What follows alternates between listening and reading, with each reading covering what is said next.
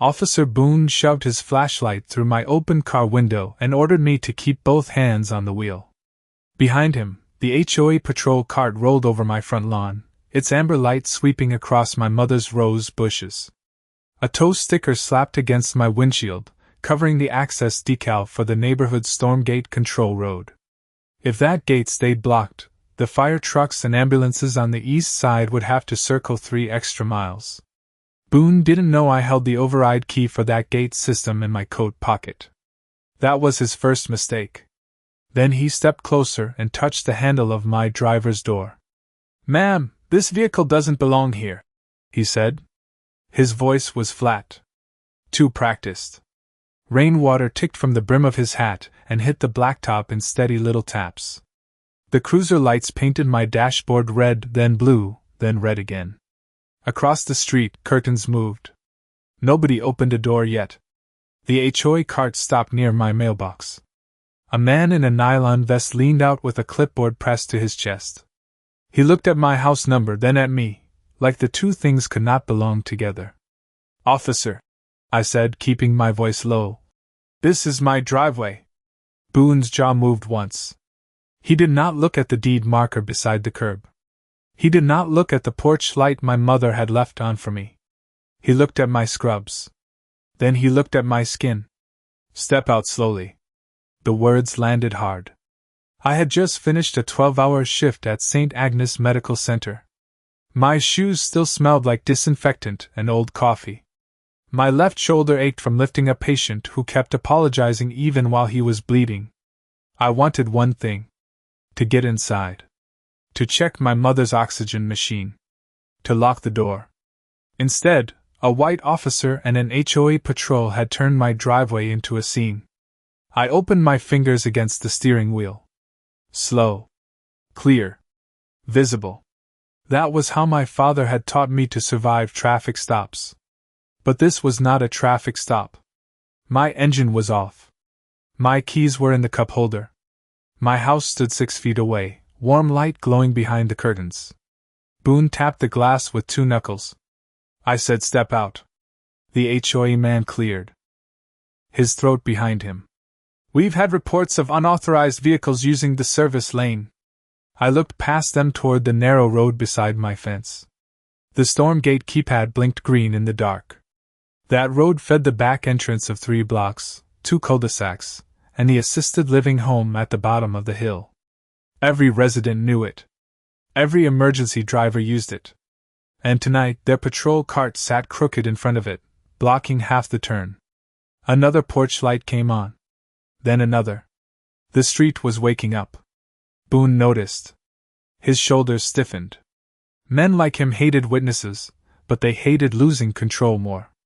"Are you refusing a lawful order?" he asked. His hand dropped closer to his belt. A cold line moved down my spine. Not fear. Warning. Somewhere near the end of the sidewalk, a chain gave one soft metallic clink. I saw movement beyond the rain. A tall man stood under the broken street lamp, still as a post. Beside him, a German shepherd stared straight at Boone. The dog's ears were forward. Its body was quiet. Too quiet. Boone heard the growl next. His head turned a fraction.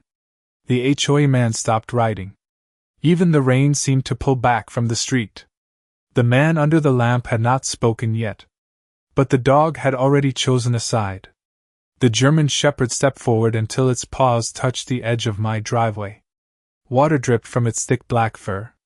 Its eyes never left Officer Boone. The man holding the leash stayed under the broken street lamp for another second. Then he walked into the flashing red and blue light like he belonged there. Slow steps. Calm posture. Dark hoodie zipped halfway against the rain. Boone straightened immediately. "Sir, keep your dog back," he snapped. The dog did not bark. That somehow made the street quieter. "Rex is exactly where he needs to be," the man said. His voice carried low and steady across the wet pavement. No attitude. No fear. Just certainty. The HOA man shifted beside the patrol cart. His clipboard lowered an inch. I could smell wet grass and hot engine oil from Boone's cruiser. Somewhere down the block, a baby started crying. A woman opened her front door 2 houses over and stepped onto her porch with her phone already recording. Boone noticed her. Then another phone lit up behind a window screen. The neighborhood was watching now. Boone took 1 step closer to my car anyway. "This is police business," he said. "You need to move along." The man stopped beside my mailbox. Up close, I could see the faded military tattoo disappearing under his sleeve. Rex sat beside his leg without being told. Perfect posture. Perfect stillness. "You blocked an emergency access lane," the man replied. "That makes it everybody's business." The HOA guy finally spoke again. "The lane was temporarily restricted for inspection." His voice cracked halfway through the sentence. Nobody believed him. Not even Boone. The patrol cart still sat crooked across the service turn.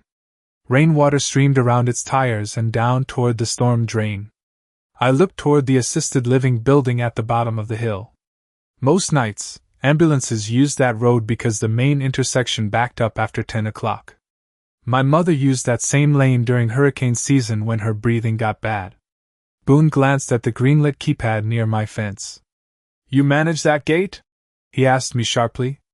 There it was. The first real question all night. "I maintain the override access for emergency crews," I answered. "The county approved it after last year's flood." Boone's jaw tightened again. He had not expected that answer. The HOA man looked genuinely nervous now. He flipped through papers on his clipboard too fast, pages sticking together in the rain. "This property has pending compliance concerns," he muttered. "We were conducting a review." I almost laughed from exhaustion. Compliance concerns. At midnight. With a police cruiser in my driveway and an HOA patrol blocking a medical access lane. Rex suddenly lifted his head. One sharp movement. The dog stared toward the far corner of the street. A second patrol car rolled slowly into the neighborhood. No siren. Just headlights cutting through rain mist. Boone exhaled through his nose. Relief touched his face for the first time. Back up. But the moment the second cruiser stopped, the driver stayed inside. No one rushed out. No one approached. The officer behind the wheel simply watched the scene through the windshield. The man beside Rex folded his arms. "You should clear the lane," he said quietly. "Before someone needs it." Boone ignored him. His focus locked back onto me. "Step out of the vehicle now." His voice came harder this time. More pressure behind it. My fingers brushed the small metal override key inside my coat pocket. Cold steel. Familiar edges. The key controlled the storm gate at the bottom of the hill. Without it, emergency crews would need county authorization to unlock the route remotely. That process could take 10 minutes on a good night. Longer in weather like this. Boone leaned closer to my window. Rain slid off the brim of his hat onto the door frame. "Last warning?" The man beside Rex finally looked directly at him. Not angry. Not loud. Just focused. "Officer," he said, "you are creating a situation you cannot control." Boone's radio crackled before he could answer. Then the dispatcher's voice changed everything. Boone's radio hissed with static.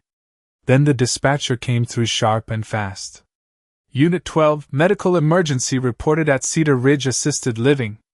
Respiratory distress. East access route recommended due to highway congestion." Nobody on the street moved for half a second.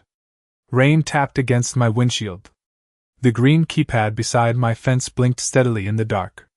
Boone grabbed his radio. "East route is temporarily restricted," he answered. The man beside Rex tilted his head slightly. That tiny movement somehow carried more judgment than shouting would have. "Restricted by who?" the dispatcher asked. Boone glanced toward the HOA patrol cart blocking the lane. He did not answer immediately. The silence stretched too long. One of the neighbors whispered something from across the street. I caught only 2 words. "Oh God!" My stomach tightened. Cedar Ridge housed 43 elderly residents. Oxygen tanks. Wheelchairs. Heart monitors. My mother volunteered there before her lungs got worse. Boone pressed the radio button again. Advise responding units to reroute through Millbrook. Millbrook sat nearly 4 miles away with midnight construction choking both lanes. The man beside Rex finally stepped closer to the cruiser. Rain rolled off his hood in silver lines. Someone could lose precious minutes because of this blockage, he said. Boone looked irritated now instead of confident. Sir, step back. But the words lacked weight.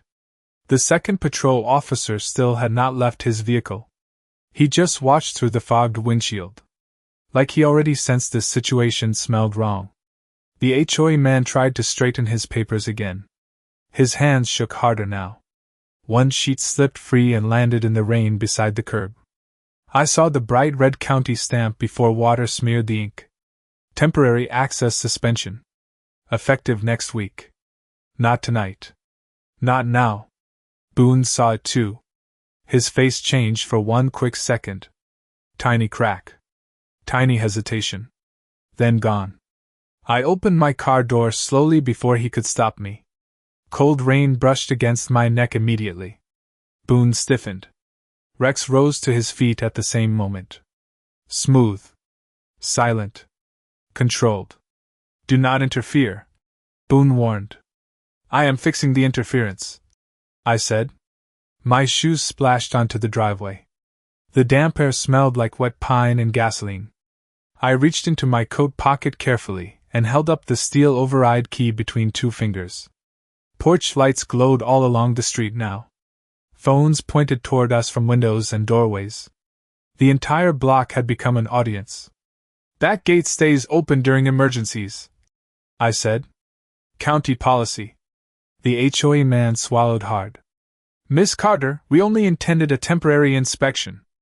At midnight? Asked a voice from somebody's porch. Another neighbor laughed once. Short. Bitter. Boone ignored them all. Nobody is opening anything until we finish here. There it was. The real problem. This had stopped being about rules 20 minutes ago. Now it was about control. The man beside Rex stepped into the cruiser lights fully for the first time. Mid-40s maybe. Broad shoulders. Calm eyes. Rain darkened the sleeves of his hoodie. A faded military ring caught the red flash of Boone's light bar. You are delaying emergency access over a parking complaint, he said quietly. Boone's jaw flexed. And you are? The man looked at him for a long moment before answering. Marcus Hale. The second patrol officer inside the other cruiser suddenly opened his door.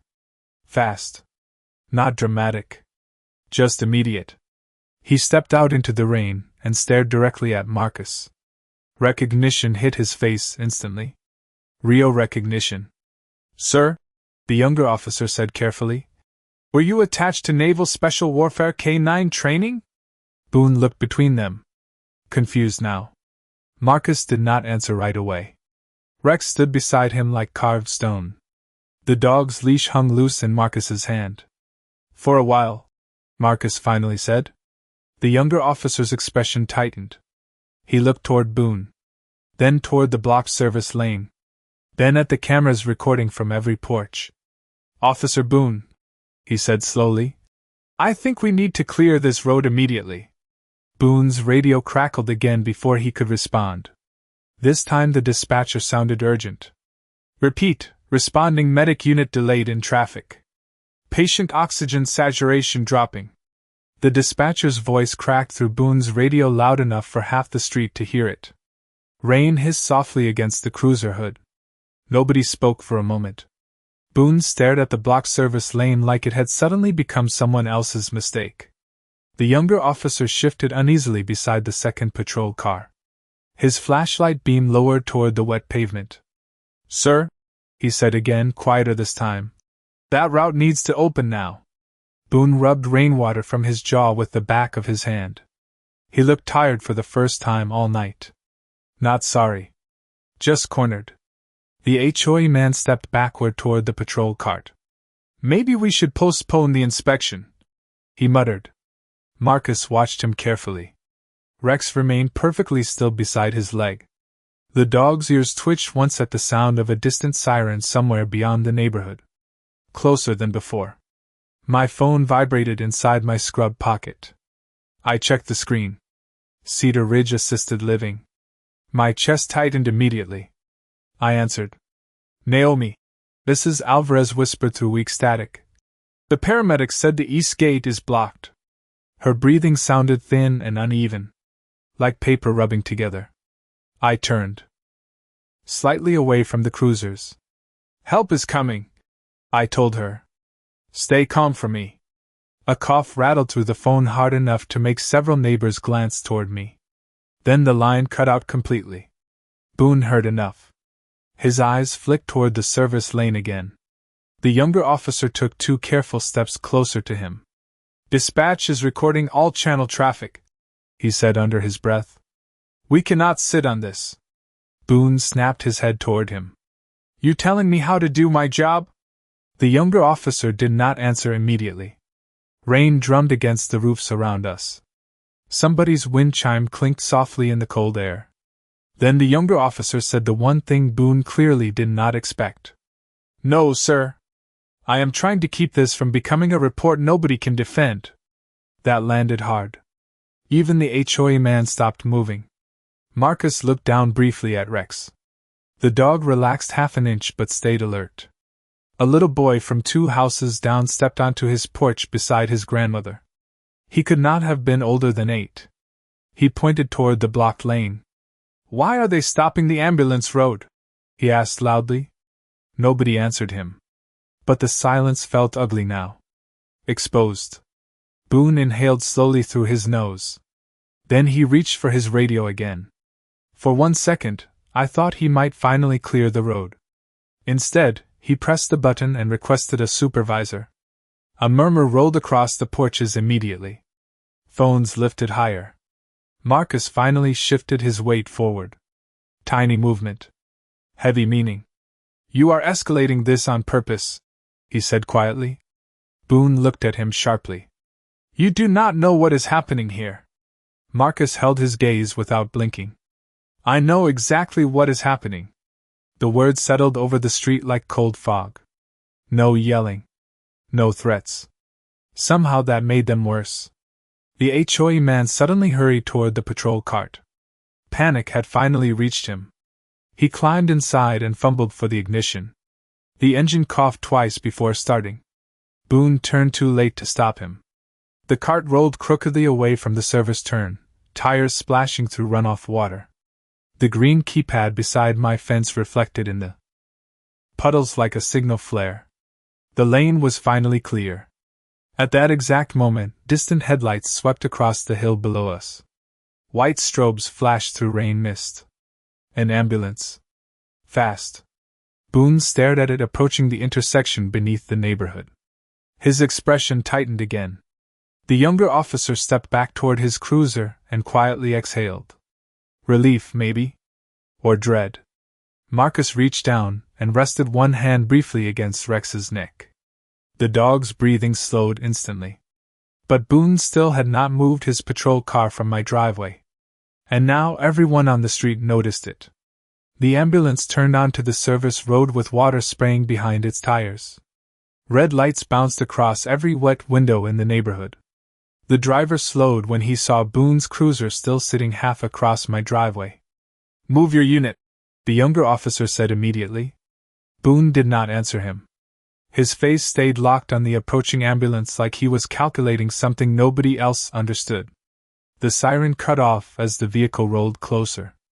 Only the low diesel rumble remained. Heavy. Urgent. Human. One of the paramedics leaned out the passenger window. Road clear? He shouted. Rain soaked his jacket collar instantly. It is now, I answered before Boone could speak.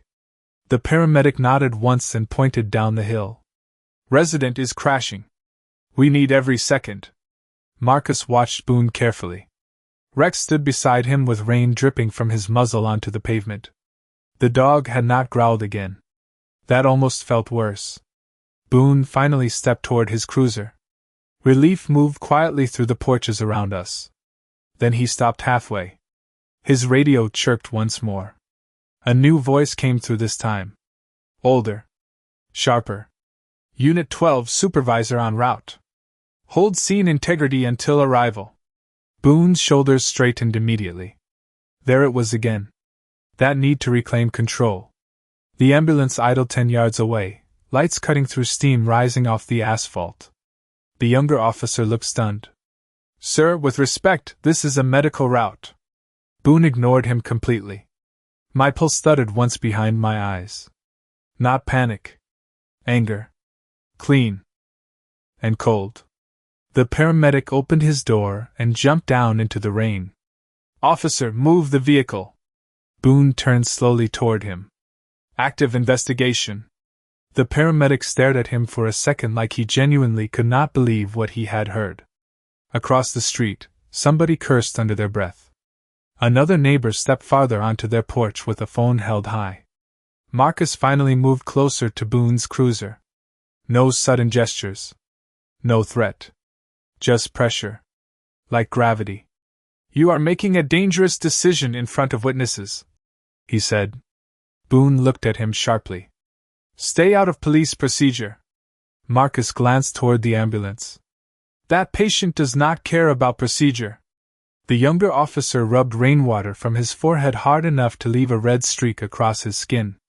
Dispatch already logged the delay, he muttered quietly. Boone's jaw tightened again. Every choice now had weight. Paperwork. Cameras. Witnesses. Radios. County records. None of this looked small anymore. The HOA man had disappeared completely with the patrol cart. That alone said plenty. I stepped closer to the cruiser lights until rain soaked through my scrubs. Move your car, I said. Boone looked at me with open irritation now. Maybe embarrassment too. Hard to tell under flashing lights. You think because people are filming this, you get to tell officers what to do? He asked. I held the steel gate key tightly in my hand. No, I answered. I think because somebody cannot breathe tonight, none of this should have happened. The words settled heavily across the street. Even the paramedic stopped moving for a second. Somewhere nearby, thunder rolled low behind the clouds. Marcus looked toward the hill below us. The assisted living building glowed faint yellow through rain mist. Quiet windows. Fragile people inside them. Boone followed his gaze for half a heartbeat. Then another set of headlights turned into the neighborhood entrance. Dark SUV. County seal on the door. The supervisor had arrived. The entire street seemed to inhale together. The SUV stopped behind Boone's cruiser. Driver door opened immediately. A tall woman in a county rain jacket stepped out and scanned the scene in one hard sweep. Ambulance. Blocked driveway. Neighbors filming. Marcus. Rex. Me standing in soaked scrubs beside the emergency gate. Her expression changed when she recognized Marcus. Small change. Fast. But real. Boone noticed it too. Captain Reynolds, he started quickly. This resident interfered during an active stop and why is the ambulance still waiting? She cut in coldly. Nobody spoke after that. Rain slid off Captain Reynolds' hood as she walked straight past Boone without waiting for an explanation. Her boots splashed through the puddles beside my driveway. The ambulance lights reflected across her jacket in sharp red streaks. Move the cruiser, she said. Calm voice. No hesitation. Boone opened his mouth immediately. Captain, this resident interfered with an active investigation involving restricted property access, and move the cruiser, she repeated. Harder this time. The paramedic stood beside the ambulance gripping the open passenger door. Exhaust smoke drifted around his boots in pale clouds. Somewhere downhill, another siren echoed faintly through the wet night air. Boone looked trapped between anger and calculation now. He glanced toward the neighbors filming from their porches. Then toward Marcus. Rex remained beside him, silent and perfectly still under the rain. Captain Reynolds followed Boone's gaze and finally looked fully at Marcus herself. Something passed across her face. Recognition mixed with disbelief. Marcus Hale, she said quietly. Marcus gave one small nod. Captain? Boone's eyes narrowed immediately. He had missed something important. You could feel it. Captain Reynolds looked back toward the blocked driveway and the green-lit gate keypad near my fence. Who authorized an HOA stop on an emergency lane during active weather conditions? She asked. Nobody answered. The rain filled the silence instead. Tiny clicks against metal. Water running through storm drains. Boone shifted his weight. We received a suspicious vehicle complaint. Captain Reynolds stared at my car. Then at my hospital badge hanging from my soak scrub pocket. This vehicle is registered here, she said flatly. Boone hesitated 1 second too long. That hesitation hurt him more than any argument could have. The younger officer lowered his eyes toward the pavement. He looked exhausted already. Sir, he said quietly to Boone. Dispatch also confirmed county authorization for the residence emergency gate access. Boone's jaw flexed again. The entire street seemed to lean closer without moving. Phones stayed raised under porch lights.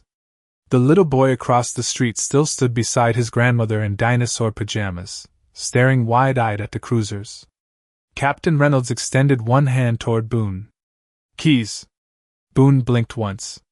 Captain? Your cruiser keys. The words landed like stones in water. Even the paramedic stopped shifting his feet. Boone's face flushed darker beneath the flashing lights. With respect, I was conducting procedure. Procedure does not block medical access routes during a respiratory emergency, Reynolds replied. And procedure definitely does not involve threatening homeowners on their own property without probable cause. The neighborhood went dead quiet after that. Marcus remained motionless beside Rex, but something subtle changed in the street. Pressure shifted. Boone felt it too. He handed over the cruiser keys slowly. Metal clicked against Reynolds' palm. She immediately tossed them toward the younger officer. Move it! Now! The younger officer caught them cleanly and hurried toward the cruiser without another word. The engine started seconds later. Tires rolled backward through standing water. The driveway finally cleared. The paramedic jumped back into the ambulance before the cruiser had fully moved aside. Red lights swung sharply across the houses as the ambulance accelerated downhill through the service lane. Everybody watched it disappear into the rain. Nobody spoke until the siren faded completely. Then Captain Reynolds turned back toward Boone. Body camera still running? She asked. Boone swallowed once before answering. Yes, Captain. Good. She stepped closer to him. Not aggressive. Controlled. Because county affairs will want the entire timeline preserved. A low murmur spread across the porches immediately. Boone heard it. His shoulders stiffened.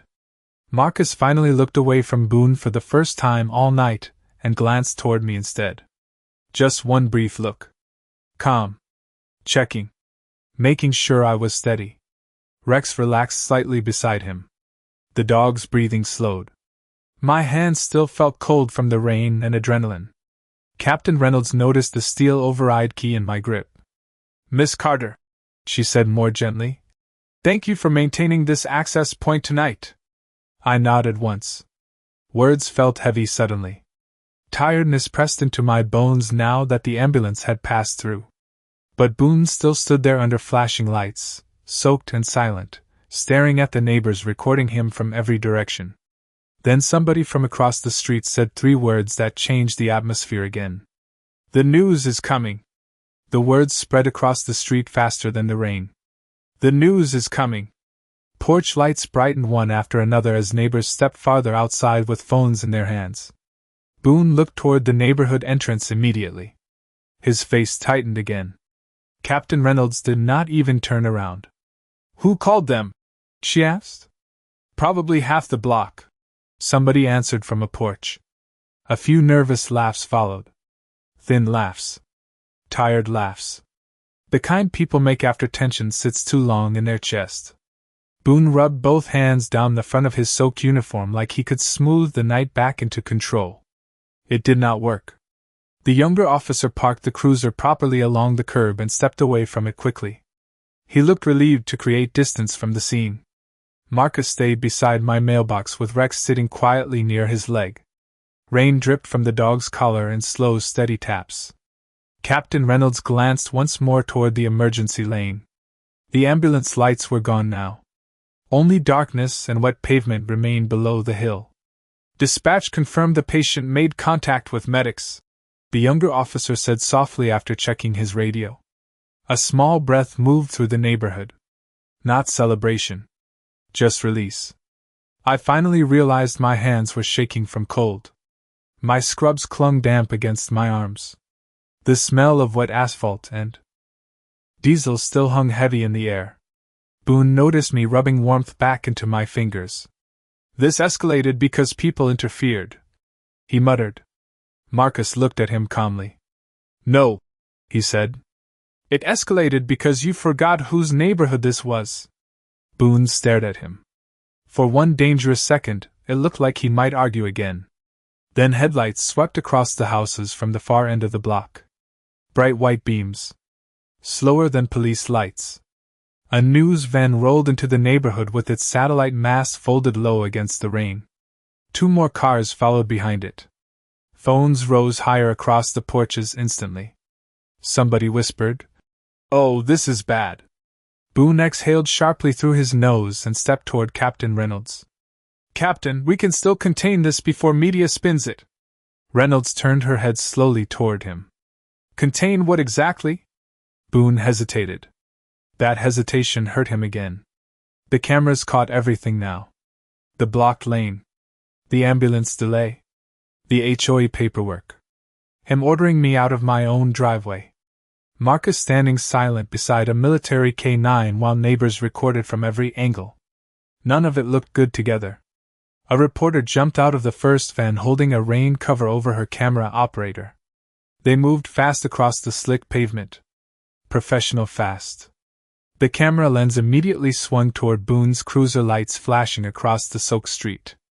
Captain Reynolds stepped forward before anyone else could speak. "No statements tonight," she said firmly. "Active internal review." The reporter still kept filming. Boone looked like he wanted to disappear into the rain. The HOA man was nowhere in sight anymore. That detail seemed louder every minute. "Miss Carter," the reporter called carefully toward me. "Were you prevented from entering your property tonight?" Boone closed his eyes briefly. Tiny movement. But everyone saw it. Marcus glanced toward me without speaking. He was giving me space to answer or stay silent. Either way, he was steady there beside the mailbox under the rain. Rex watched the camera operator now. Calm. Alert. Controlled. I looked at the reporter. Then at Boone standing under red and blue. Light with water dripping from his jawline. Then at my mother's porch light still glowing warm behind the curtains. "An ambulance was delayed because they blocked the emergency lane," I said quietly. No shouting. No drama. Just truth. The entire street seemed to settle around those words. The camera stayed locked on me. Boone's face lost what little confidence remained. Captain Reynolds folded her arms slowly. "Officer Boone," she said, "turn off your lights." Boone looked stunned for half a heartbeat. Then he reached into the cruiser window and killed the light bar. Darkness rolled back over the neighborhood immediately. Softer now. Real again.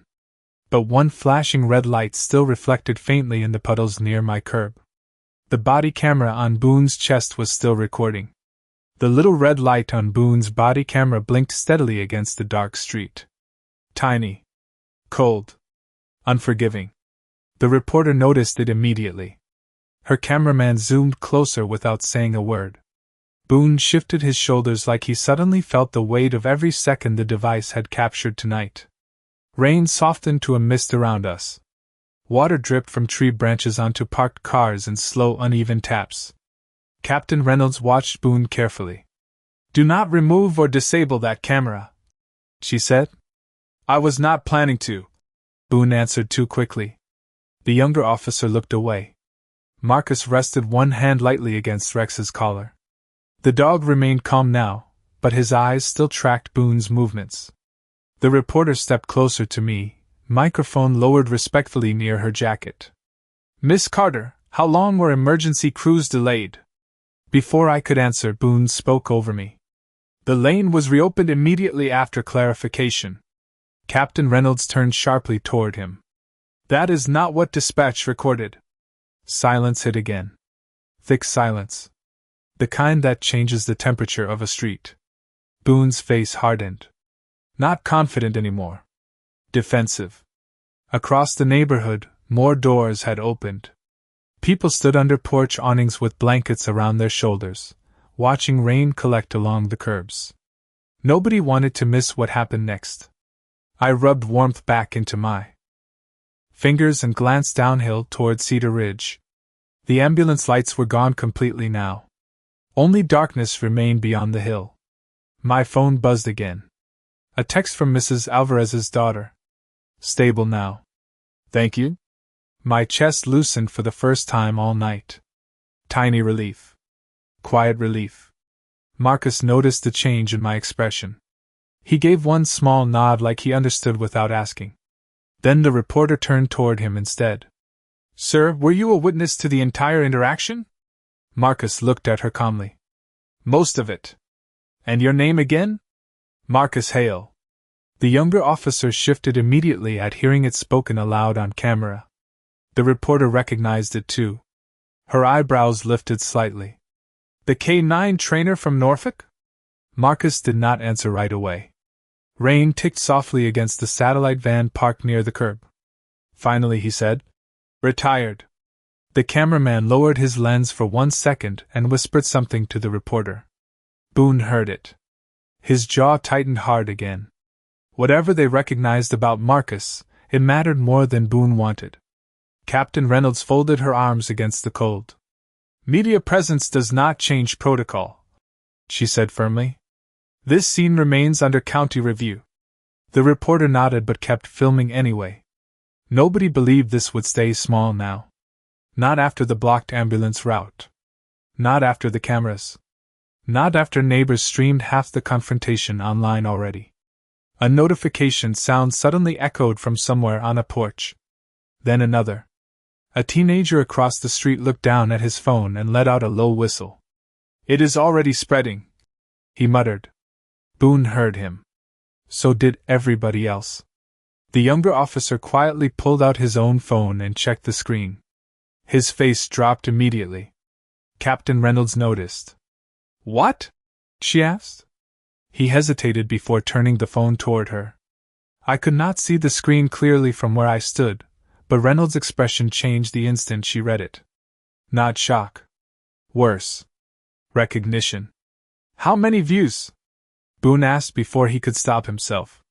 Nobody answered him directly. They did not need to. More notifications sounded up and down the block. Like distant chimes in the rain.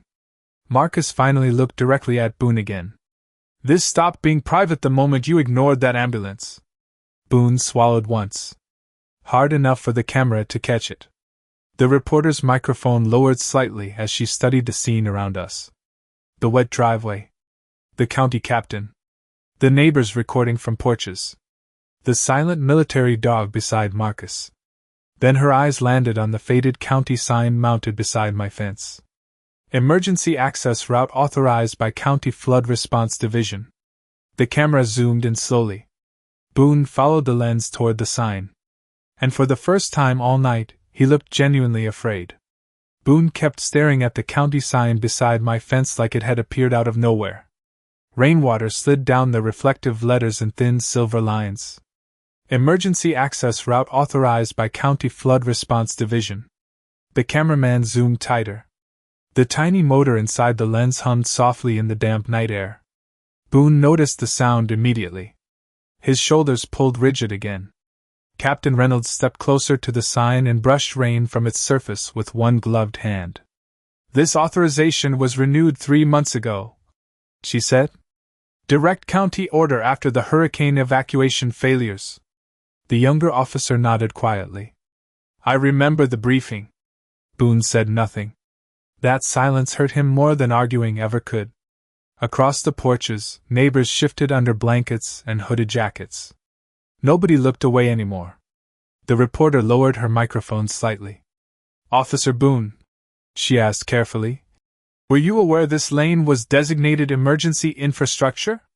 Boone inhaled slowly before answering. "We received conflicting information from the HOA. The moment the words left his mouth, the entire street seemed to react at once. Small sounds. Sharp sounds. Somebody scoffed. Somebody laughed once in disbelief. Marcus did neither. He simply looked toward the empty street where the HOA patrol cart had disappeared. "Funny how they left you standing here alone," he said quietly. Boone's jaw tightened hard enough to show beneath the rain. Captain Reynolds looked down at the wet paperwork still lying near the curb where the HOA man had dropped it earlier. She bent carefully, picked it up, and unfolded the soaked pages beneath the glow of a porch light. Water dripped from the corners onto her boots. Her expression cooled immediately as she scanned the documents. "This suspension order was not active tonight," she said flatly. The younger officer stepped closer to look. "Effective next Tuesday," he read aloud. Boone closed his eyes briefly. Tiny movement. Heavy meaning. The reporter's camera shifted from the county sign to the papers in Reynolds' hands. Every detail now had a witness. My phone buzzed again inside my pocket. Another message from Cedar Ridge. Stable. Oxygen restored. I let out a breath I had been holding for nearly an hour. Marcus noticed again without asking. He seemed to notice everything without forcing it. Rex sat quietly beside him, rain dripping from his ears onto the pavement in soft, steady taps. Captain Reynolds folded the soaked documents once and looked directly at Boone. "You detained a homeowner, blocked an emergency access route, and relied on inactive HOA paperwork during a respiratory emergency." Her voice stayed calm. That somehow made it worse. Boone glanced toward the cameras. Toward the neighbors. Toward me. "Captain, I was attempting to secure the area." Reynolds did not blink. "From what exactly?" Boone opened his mouth. Nothing came out. The reporter caught that too. I could see it in the way she leaned slightly forward, waiting. Boone finally pointed vaguely toward my car. "Suspicious activity was reported." Marcus looked toward my driveway. Then toward the glowing porch light above my front door. "A nurse coming home after midnight in hospital scrubs," he said. "Terrifying stuff." A few people on the porches laughed openly this time. Boone flushed darker beneath the rain. The younger officer lowered his head like he was trying not to react. Captain Reynolds handed the wet paperwork to him carefully. "Bag these for review." He nodded immediately. The reporter glanced back at me. "Miss Carter, did anyone explain why your property was being investigated tonight?" I looked at Boone for one long second. Water dripped from the brim of his hat onto his collar. The red recording light on his body camera still blinked steadily against his chest. "No," I answered quietly. "They just acted like I did not belong here." The street fell silent again after that. Real silence this time. Heavy silence. Even Boone looked away first. Then Rex suddenly lifted his head toward the neighborhood entrance. Marcus noticed instantly. So did Captain Reynolds. Another vehicle was pulling onto the block. The new vehicle rolled slowly into the neighborhood without headlights flashing or sirens cutting through the rain. Dark sedan. County plates. Rex stood up before the car even stopped. Marcus noticed immediately, and shortened his grip on the leash by half an inch. Captain Reynolds turned toward the vehicle with a tired look crossing her face. "You have got to be kidding me," she muttered softly. Boone straightened again.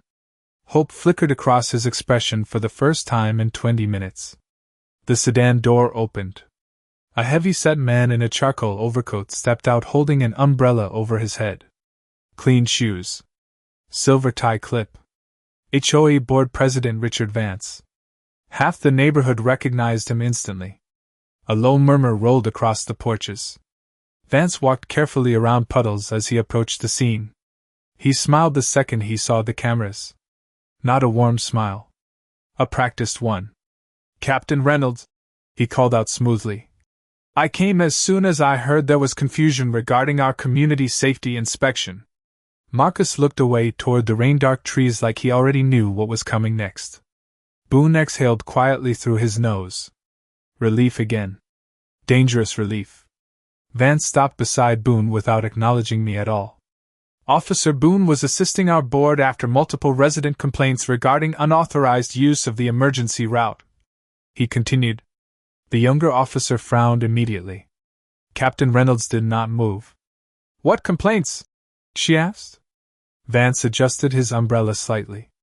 Concerns about non-residents accessing the neighborhood after hours.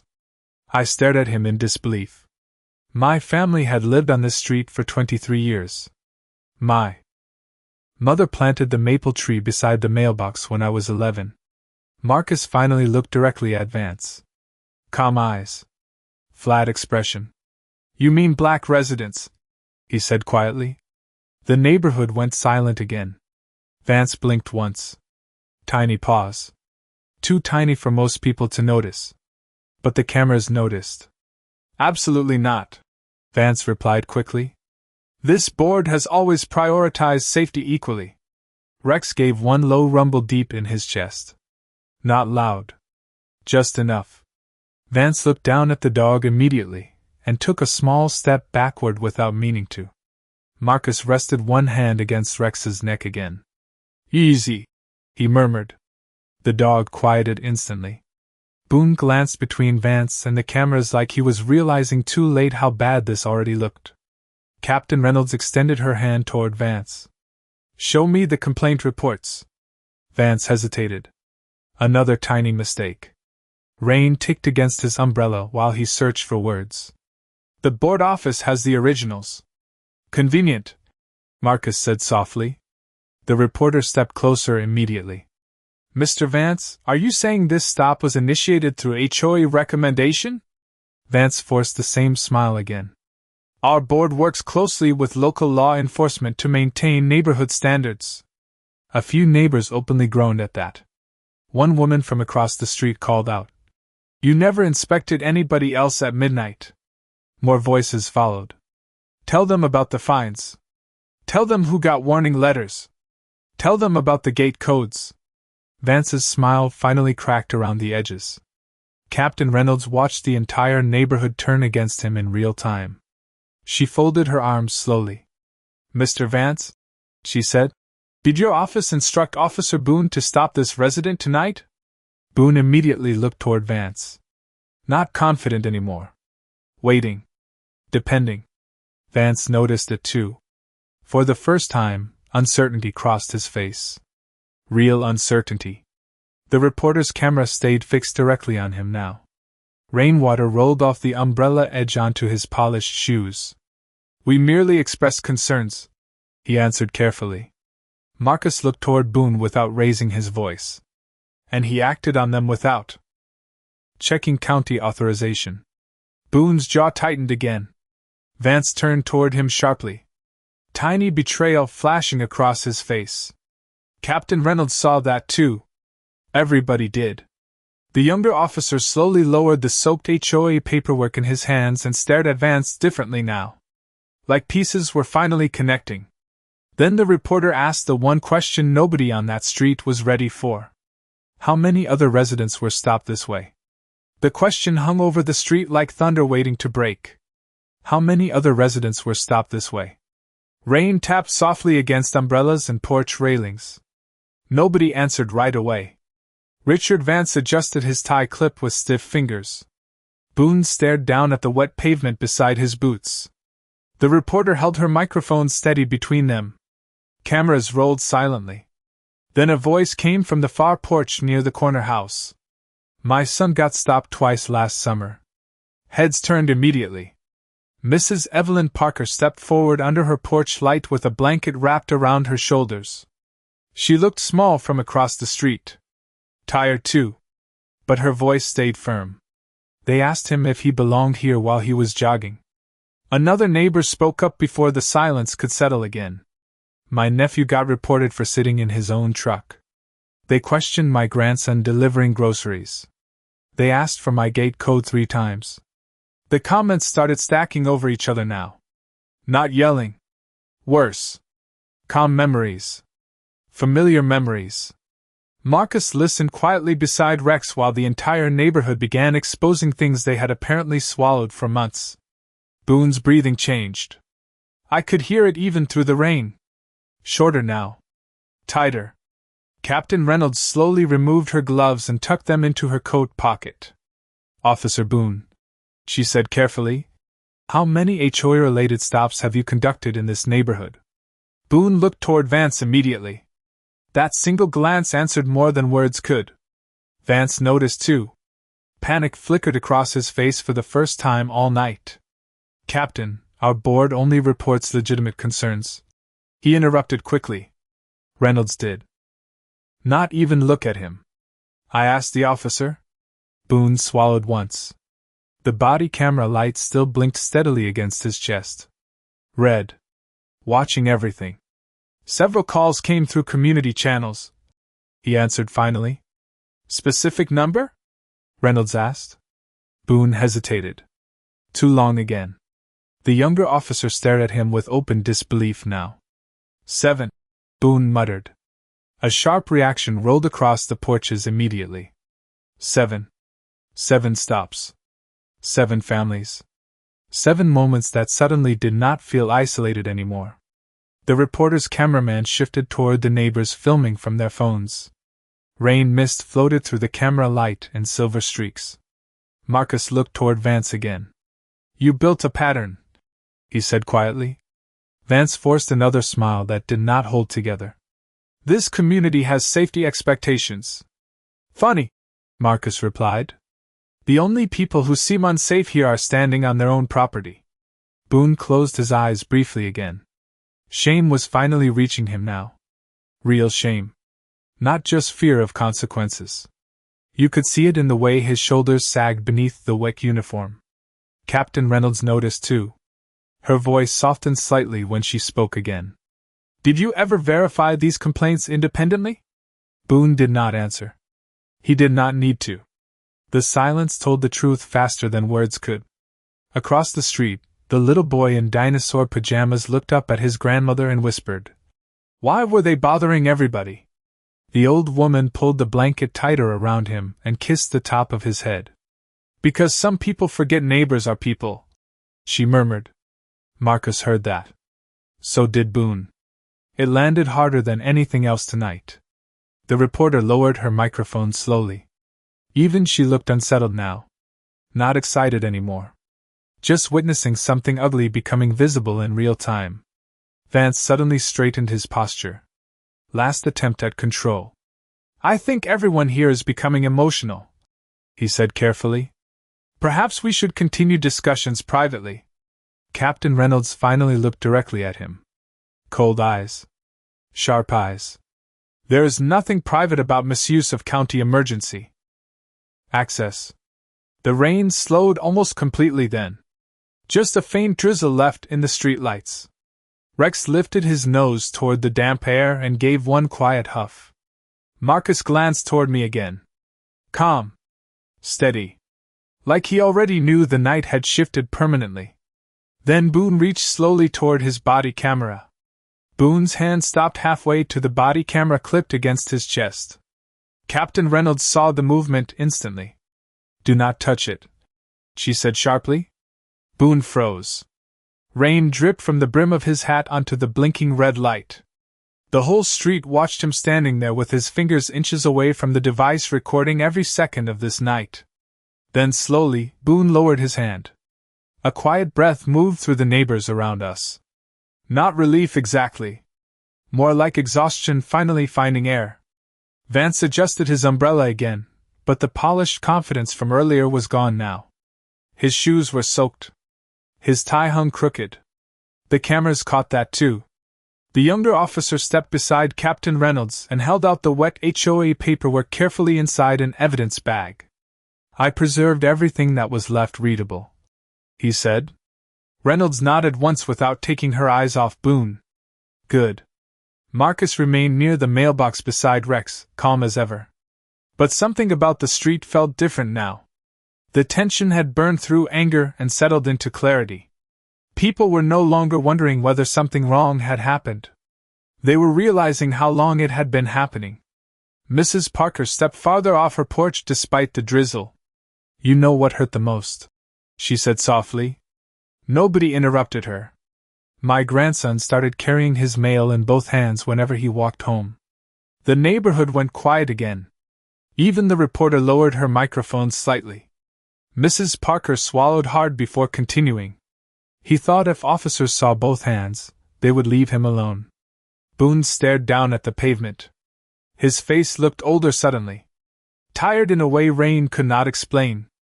Marcus glanced toward the little boy in dinosaur pajamas still standing under his grandmother's blanket. Then he looked back at Boone. "Fear spreads faster than crime," he said quietly. Boone rubbed water from the back of his neck with one hand. "I was trying to keep the neighborhood safe." The words sounded weak now. Hollow. Captain Reynolds answered before anyone else could. "Safe for who?" Boone looked toward the houses lining the street. Warm porch lights. Wet sidewalks. Families standing outside in slippers and hoodies after midnight because they no longer trusted silence. He had no answer for that either. Vance suddenly stepped forward again. "Last attempt. Last layer of control. Captain, perhaps we should avoid making assumptions before a formal review." Reynolds turned toward him slowly. "Mr. Vance, your board used inactive paperwork to justify stopping residents near county emergency infrastructure." Her voice stayed calm. "That review has already started." The reporter's cameraman shifted toward Vance immediately. He looked away from the lens this time. Marcus bent slightly and unclipped a small reflective tag from Rex's collar. The metal flashed briefly under the porch light. "Norfolk Search and Rescue K-9 Unit." The reporter noticed it instantly. "You still volunteer with flood response teams?" she asked Marcus. "Sometimes," he answered. "Mostly during storms." I looked toward him for a moment longer than before. Rain mist floated around the streetlights behind him. Rex leaned quietly against his leg, calm now that the danger had passed. Or maybe changed shape.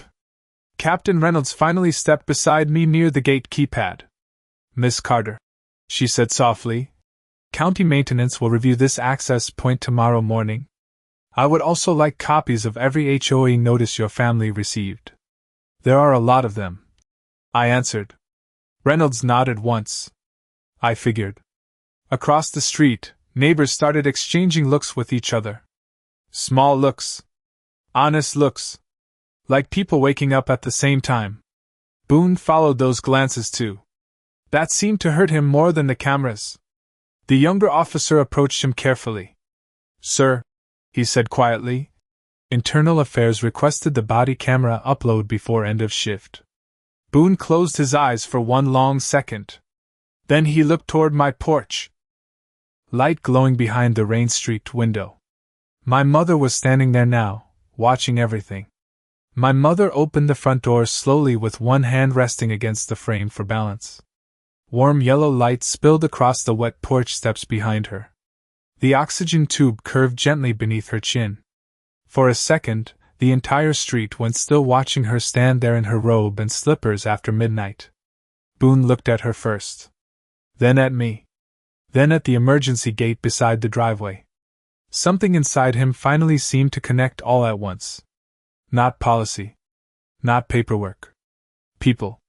Real people. My mother stepped carefully onto the porch despite the drizzle.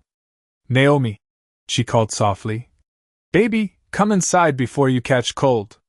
Her voice carried across the street with quiet warmth.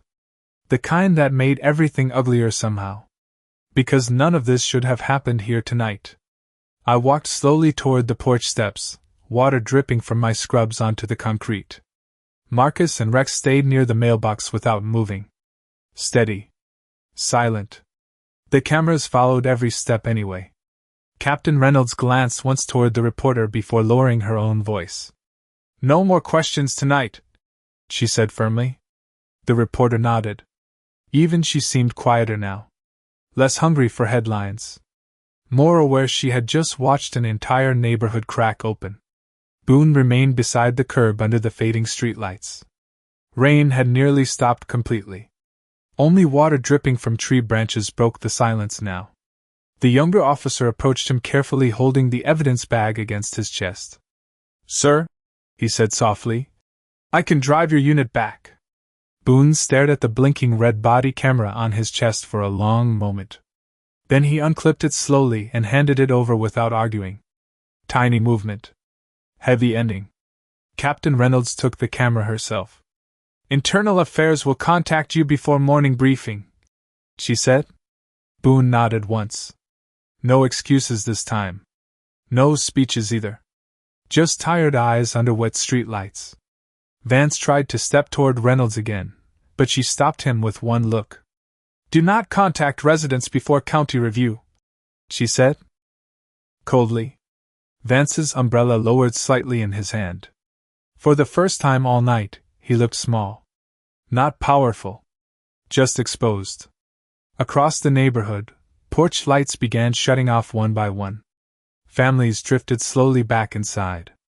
The little boy in dinosaur pajamas waved once toward Rex before his grandmother guided him gently indoors. Rex finally relaxed enough to wag his tail once against Marcus's leg. Soft thump. Soft sound. Marcus looked toward me as I reached the porch. "You did good tonight," he said quietly. I almost laughed from exhaustion. "I mostly stood in the rain." Marcus shook his head once. "No," he replied. "You stayed standing."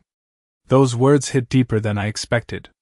My mother rested her hand lightly against my arm. Her fingers felt warm despite the cold air. Behind us, the house smelled like peppermint tea and old wood floors. Safe smells. Familiar smells. The kind people spend years protecting without realizing it. Captain Reynolds walked toward her SUV with the body camera secured carefully in one hand. The younger officer followed behind carrying the soaked HOA paperwork. Boone lingered near the curb for another second before finally looking back toward me. Not angry anymore. Not defensive either. Just quiet. "Miss Carter," he said slowly, "I should have listened sooner." The street held still around those words.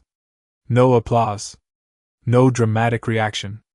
Just honesty landing where fear used to sit. I nodded once. Nothing else needed saying. Boone turned and walked toward his cruiser under the dim glow of the streetlights. Marcus clipped Rex's leash shorter and started toward the sidewalk. The rain had finally stopped. Only puddles remained, reflecting porch lights across the sleeping neighborhood. Then Rex paused at the edge of the driveway and looked back one last time.